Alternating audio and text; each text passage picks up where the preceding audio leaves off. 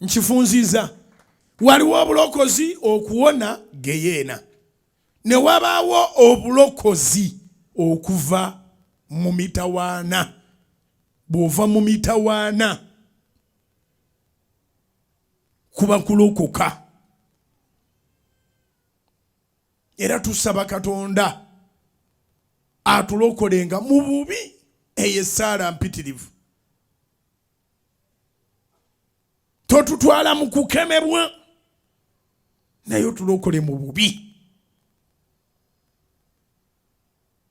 Nsaasira ab'ennyumba ya minisita bambi Okello Okutibwa Omukuumi. Kigambibwa ababaddewo ekyanja eyo kyanja bitundu by'ekyanja nti afulumye nga aleekaana ayagala musaala gwe, ayagala musaala, ayagala musaala gwe. Natta minisita ate minisita ow'abakozi natta minisita. Asobola okuba nga ddala abadde abanja omusaala naye weebazanga Mukama bw'abanga akulokodde mu bubi. Essaala owulidde amakulu gaayo kati kirabika amaze okumutta gye bigenze byeyongera amagezi gagenze gakomawo. N'amanya nti kati ekimwolekedde kibi n'okusinga kyakoze oli abadde ayina okwetta. Mbadde nnyina gwe nnyumene ne mugamba nti ffe ababeerako mu kyaki tulina obugagga obutagambikako. Zikubire waggulu mu linnya erya Yesu. Kyaki bugagga. Ojja n'ebizibu naye Mukama n'akuwa sayidi ye. Kingambira akudanye nti ojja n'ebizibu naye Mukama n'akuwa sayidi ye. N'otambula olwawiiru ya Mukama. Ogenda okulaba nga kivuddewo ng'ofunye obujulizi. Abantu balina stress. Abantu balina depression. Abantu bali distressed. Tebalina mirembe. Kyewuunyisa nti ng'amaze okuba minisita amasasi ababadde mukuba atambudde ng'agakuba naye nga bagamba temweraliikira sina ekyengenda kubakola. Sina kyembaagaza.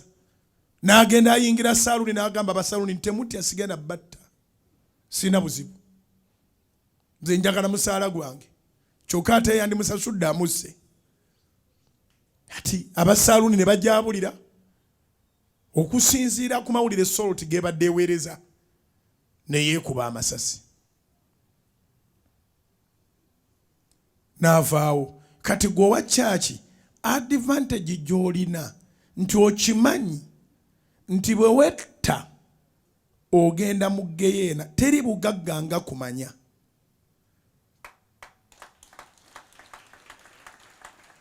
Kyova olaba Yobu bwe yali ava mu bizibu yagamba nti mmanyi akagambo mmanyi nyinza okakwotingako emirundi ebiri gyokka mu kitabo kya Yobu. Ewasooka yayogera mu kitabo kye Yobu essula 19 olunyiri olwa25 n'olwa26 yaga nti mmanyi ng'omunoonyezi wange mulamu. Sobola okuba nga ndi mulwadde nnyo, sobola okuba nga omubiri gwange guggwawo. Keberawo olabe Yobu essula 19 olwa25 n'olwa26 yaga nti I know that my Redeemer lives and I shall see him with my own eyes.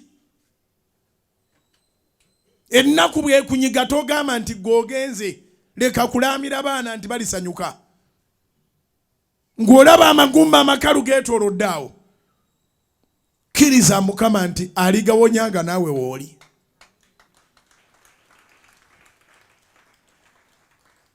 Bassebo ne bannyabo nsaba ekisa ky'obwa manejja kyegatte ku buli muntu yenna.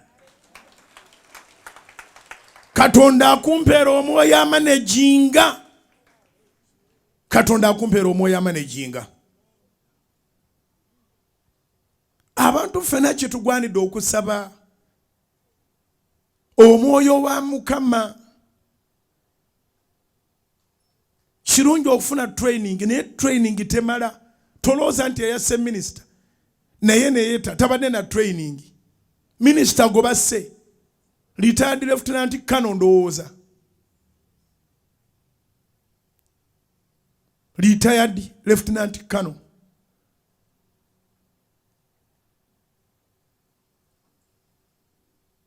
Bombi batendeka, Senego basse batendeke. Ne EDC we naye amuse. Stress abanja sente mmeka.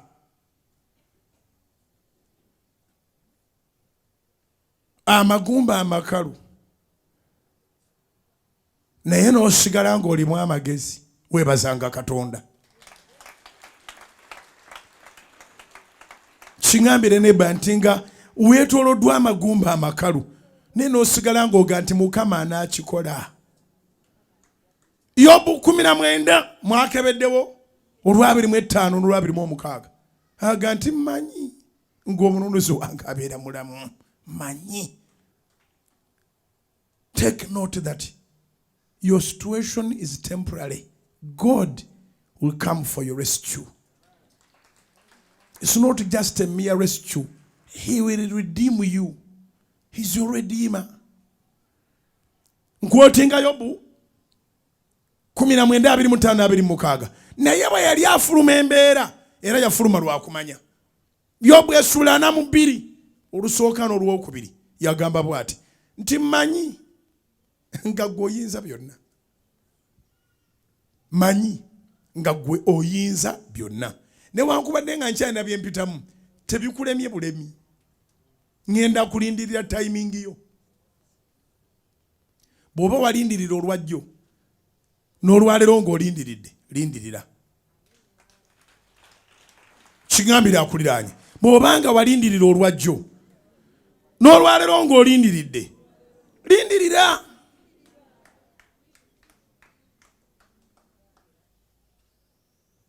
Mu byonna byonna ne bw'oba banja ssente mmeka, omukka gw'osanga oli mulamu tegulina muwendo gwagwo.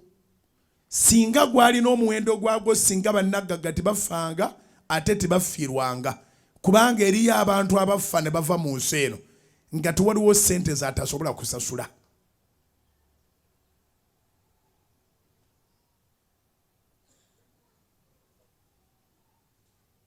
Eriyo abantu nga gw'oyogera boogezi muwendo ne bazitransferinga mu ddakiika eyo ne zidda ku akawunti yo. Naye obulwadde buba bwamukutte, olunaku lwe nga lutuuse talina gw'asasula akimukolereko. Kati tosaana kwetta. Ekyokubiri, totendewalirwa. Bw'oba olemereddwa saba, yimbako ku luyimba. Kyova olaba nze ntera okugamba, ngamba abo abannema, ne ngamba abo aba KCCA, ne ngamba abo bonna abakola ebiteeka, copy and paste ne babijja ebweru ne babireeta wano. Gwolowooza nti balowoozezza nnyo, okumbe tebalina kye balowoozezza neki. Bakopa etteeka nga bwe liri ebweru ne balituleetera wano ne baga nti abasinza baleekaana. Abasinza bano nga wabasirisizza mwe mwennyini abalina ssente ze tutamanyira bwe muzifuna temusobola kuwona. Bano bwe balekeraawo okusaba. Church, hospital, it heals mental diseases, mental sickness, mental heaviness. Muntu ava mu church nga asazeewo agenda alindirire. Kati oluusi abo abakuumi babeeraawo tebabakkiriza kugenda kusabako. Ebizibu ne byepayiringa nga tanakyazaako. Kivaamu n'asituka omulundi ogwo n'agandika akati olwaleero bw'atansasula mutta. N'obuuza nti bw'omutta ozifuna otya? Bw'omutta ozifuna otya? Naye ng'oluusi bibayitirirako. Oluddewo okumusasula, mukazi we mulwadde, omwana mulwadde, nnyina baamulongoosezza, biki biki. Gw'oyagala asiibaawo ng'akukuuma. byenjogerako nsaba mubitegere butegeezi siri judgmental mu ngeri yonna naye tulina okuba nga tugenda n'amazima tusobole okutaasa abasigadde. Omusajja yabadde mulamu kulebadde kati mufu nga talwadde masasi ga mukuumi abanja. Nsaba Katonda akumpeera omukisa naye ng'akuwadde omukisa genda ne mu bintu ebitakwatako buuza n'omukozi ayoze sowaani ewaka obanga ssente ze yazifunye. Alya bulungi yalidde? Waliwo ekimuluma? Ali atya?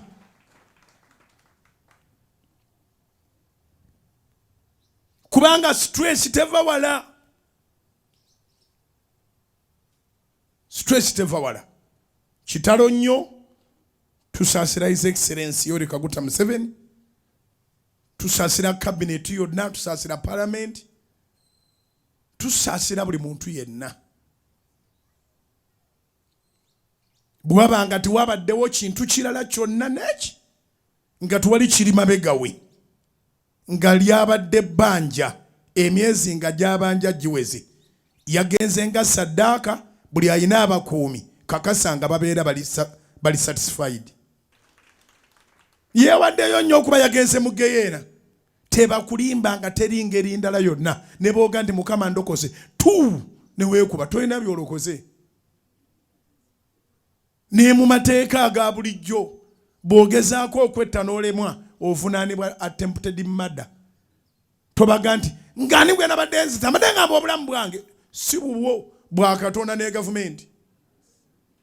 Obadde otta omuntu wa gavumenti n'olemererwa kati sasula.